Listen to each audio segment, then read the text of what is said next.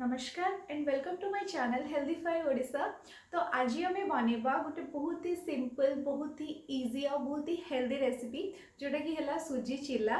तो ये चिला बनवाई आपन को बाहर को जाकि किसी इंग्रेडिएंट्स आनिबा बिल्कुल भी दरकार नहीं। आपणकर किचन रे जो भी सब जिनस अवेलेबल अच्छी आपण से ही एटा को आराम से बनई पारे आउ ए लॉकडाउन रे घरे बसिकी हेल्दी हेल्दी खाଇବା एंजॉय करि पारिबे।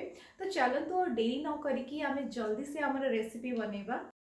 प्रथमे आमे नबा 2 कप सुजी आउ सेथिरे ऐड करिबा 3/4 कप दही को आउ सेथिरे अल्प अल्प पानी देकी तार गोटे बैटर बनेबा।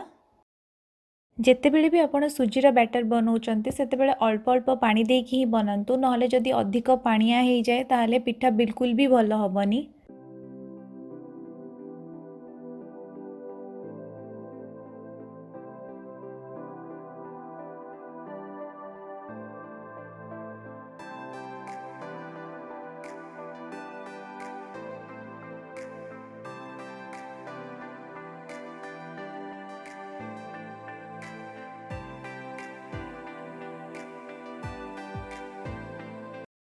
एठी हमर बैटर रेडी ही गला। तो ताको एबे आमे कवर करिकी 20 रु 25 मिनट जाई छाडी दबा।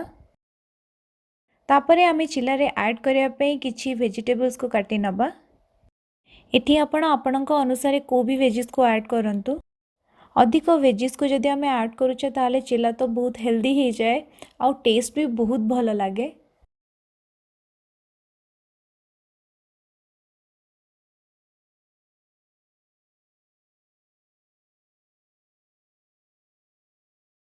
कोड़े मिनट पर एठी आमे कवर को बाहर करके देखिबा। एठी सुजी बहुत फुली जाइछि आ बैटर भी हमर ठीक हे जाइछि। एही टाइम रे आमे जो सबु वेजिस को काटिकी रखिथिले से सबु को ऐड करि दबा। एठी आपण को भी परिबा को ऐड करि परिबे, जेमिति कि आपण फूलकोबी को एठी कोरिकी भी देई परिबे, पालंग साग को ऐड करि परिबे, ग्रीन मटर को ऐड करि परिबे। जदि लॉकडाउन रे आपण मानक पाखरे बेसी किछि परिबा नाही ताहाले भी याको आपण सिंपल केवल पियाज और लंका देकी भी बनै परिबे।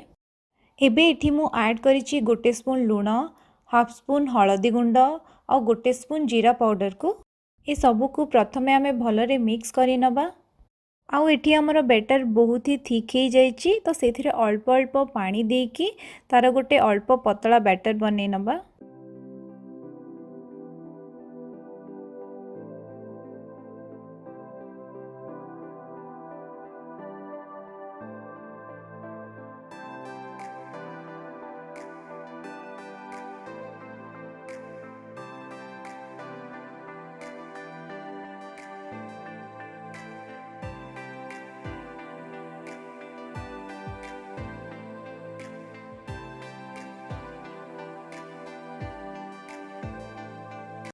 एठी देखंतु हमर बैटर रेडी हो गला। तो एबे हमें चिला बनेबा स्टार्ट करिबा। एबे हमें गोटे तावारे अल्प तेल को पकेबा आउ ताको तावार चारिपटे भल भाबरे लगेई दबा। एठी मु गोटे आलू को काटिकी तेल को लगेबा पई यूज करूची। एबे हमें तावारे 2 स्पून सुजी बैटर को ऐड करिबा आउ ताको धीरे धीरे हल्का हाथ रे गोटे राउंड शेप रे बनेई दबा। जेतेबेले तावा हल्का गरम थिबो सेही टाइम रे ही बैटर को ऐड करंतु। जदि तावा अधिक गरम हो गला परे आपण बैटर को ऐड करंती तो बैटर तावारे पूरा चिपकी जिवो आउ ताको भल से आमे बुलेई परिबानी। बैटर को आपण बहुत पतला करके स्प्रेड करंतुनी। आमे एठी बहुत सारा परिबा को सेथिरे ऐड करिचे, तो ओल्टेला टाइम रे चिल्ला नहले भांगी जिवो।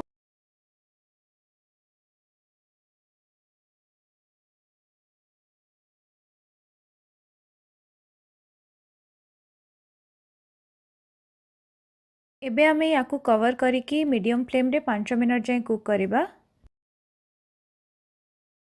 5 मिनट परे कवर को बाहर करिकी आमे पिठा को एठी उल्टेई दबा आउ पुणी थरे ताको कवर करिकी आउ 2 रु 3 मिनट जाए कुक करिबा। तापरे आमे कवर को बाहर करिबा और एठी हमर चिला पूरा रेडी ही जाइछि। एबे आमे पिठा को पुणी थरे उल्टेई दबा और सेथिरे अल्प गुआ घियो लगेकी गरमा गरम सर्व करिबा।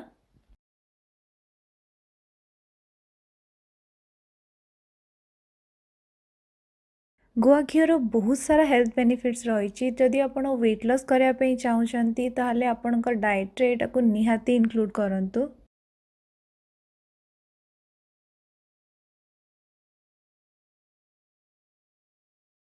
सेम प्रोसेस रे एबे आमे आउ गोटे चिला को भी एठी बनै नबा।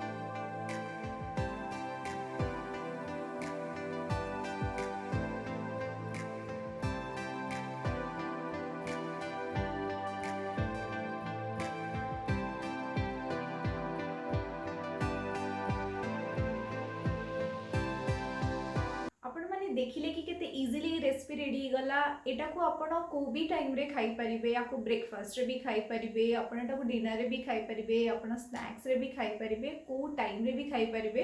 तो एटा गोटे बहुत ही हेल्दी ऑप्शन आपण मान को पई। तो प्लीज एटा को निहाती ट्राई करंतु और केमिति लागेला मते कमेंट सेक्शन रे जणांतु। जदि आज रे वीडियो आपण मान को भल लागिची तो मो वीडियो रे गोटे लाइक करि दियंतु, और मो चैनल को भी सब्सक्राइब करंतु।